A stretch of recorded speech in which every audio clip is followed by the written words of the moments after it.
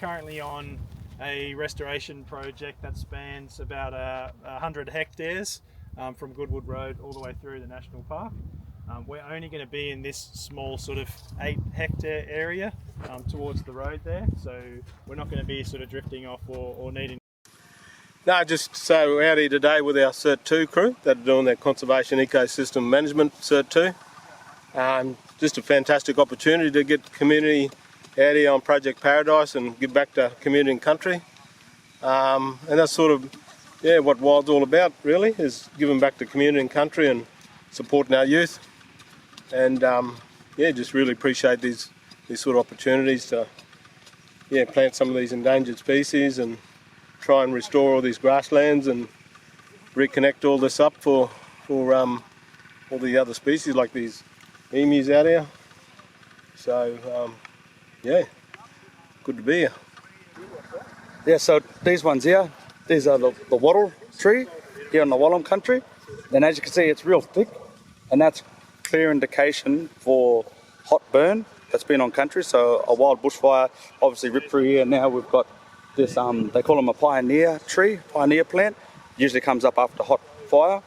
And it's good seeing natives, but not in this density, not like this. This is what we call upside down country, and it's not good. We don't need the leaf coverage and the canopy this low to the ground. We need it up high.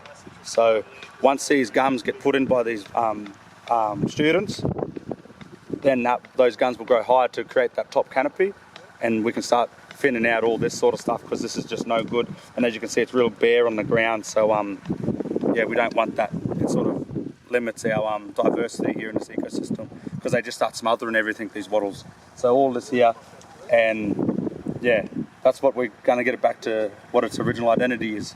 But this is a wattle tree here. Yeah, causing a bit of havoc at the moment. It's too thick. You go anywhere.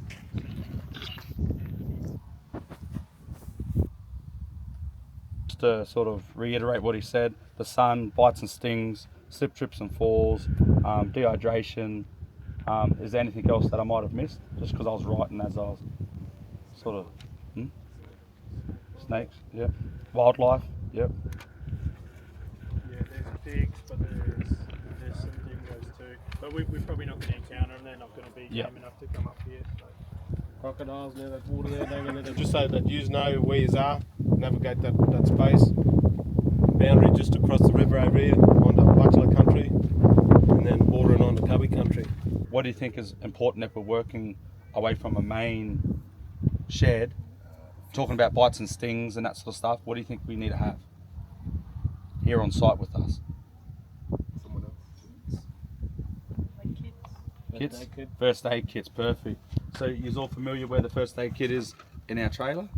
Yeah, and then Chris has got... I have 2 in my car. Yeah, so Chris has got 2. There's first aid kits here. Yeah. And just a show of hands who's got their first aid certificate, so you can see who's actually trained in first aid.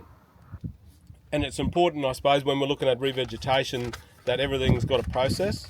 And so that's what will happen today. We'll just go through a process. You'll understand what you're doing and why you're doing it. So I'm Bruce Waia. I'm Indigenous Project Officer of WYLD Projects, and my main role and obligation to WYLD Projects and our participants is to make sure that whatever they're doing is culturally appropriate, and they get that knowledge passed from not just Aboriginal people, but non-Aboriginal people, people that have got experience and knowledge to teach our young Aboriginal and Torres Strait Islander kids how to work on country, the right way, the wrong way, and hopefully they go on to bigger and better things and that sort of stuff. But me and my role is, like I said, just to create that culturally safe place here, and to build that continuity with our young ones and knowing how we can be sustainable here in this country. Today we're looking to, in the future, build a top canopy. So to do that,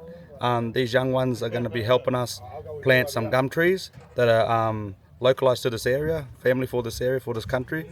So they're going to return these gums to their rightful place here and spread them out, so then hopefully in another 20-30 years they'll have that top canopy, so we can have all our fauna come back and our wildlife, and that ecosystem can come back to hopefully what it was originally set out to be before it was disrupted by farming and all that sort of stuff. So yeah, we're planting today, and the main aim is to get our ecosystem back to how it was, eh? But this fella here, the ground's too hard for these other things, so we're going to use the mattock. We're just going to dig down. What we want to do is, the most important thing is that tube stock, it's buried, not sticking out. So sometimes if you're unsure of how deep that is, like you can lay something across there and you can put that in, and it sort of shows you how deep it is. But most of the time you can just see it, eh? So with one like that, he's a bit deep, you might be able to backfill that. Just going to whack him in. Break those clods of dirt up a bit. And people get this confused a little bit, like at the end, you don't want to get your hands flat and start pushing in. You just want to get your fingers down like that and push that plant in a little bit. Because if you started patting it down, that whole surface becomes something that will repel water. So that's about all you want. And because there's a bit of an indentation in the ground there, that's even better. That'll just save that time for the person that's watering, because he's just going to come through, and sometimes you can just dig that like that. He's going to go and whack this guard on for you. We were talking about it this morning. Yeah, because they're small, and I cut them just to try and recycle some hardwood. Normally you'd put the shroud over the top and then hammer it in, but we're just going to flip it and do the other way around. So you just get near enough, maybe like a hand's length from the tree. Then you stick it in and just hammer it down. So you hear that deep thud. And then there's two holes. You just pop the cardboard out so that you've got a groove and slide it over the top. Normally you want to see some of the roots coming down the bottom. You want white roots coming out of the bottom, and you want the actual pot to be a little soft. When it starts to get too hard, that means there's a ton of roots in this pot that are pushing out and starting to circle around.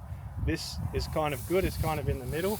Missed a little bit of the introduction to what the species were. So that broadleaf, they're both eucalyptus, so the broadleaf is a Eucalyptus hallii. So that's an endangered local species endemic to this area that we're restoring. And this is Eucalyptus exserta, it's a peppermint gum. And if you crush that up and smell it, have him with your cup of tea. You'll notice, ready?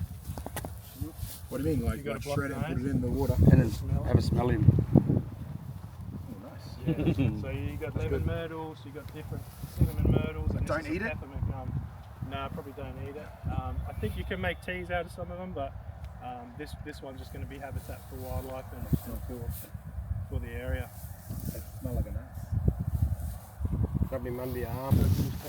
So just look for the crop circles. Yeah, and UFO circle there. And before we get like right into actually planting all that, we want to see how you go actually plant and take this one. And then each of you have a go at the plant, because if we need to critique you, we will. Because this is vital that we get this right. Supervise your first ones. Oh shit, you chuck it down there on the ground. Yep. So that all you got to do is just grab one and go to your UFO land. Yeah, that's it. And like they were saying, we don't want to plant all them goodwood gums together. We're going to mix them up a bit. Yeah. So you guys have got all the same one. So what we're doing with Tara here, like we want to get in that same place. Not about real big heads. Put him in the middle of the hole and then backfill him with dirt. And try and make sure you're standing upright. Yeah. Standing straight. Yeah, because you don't want to be going. You can see the hydrophobic soil. What's this? Oh yeah. You read it? Dry. Yeah. So it takes a while to really soak in. And then, yeah, that's him. Now use your little mallet thing.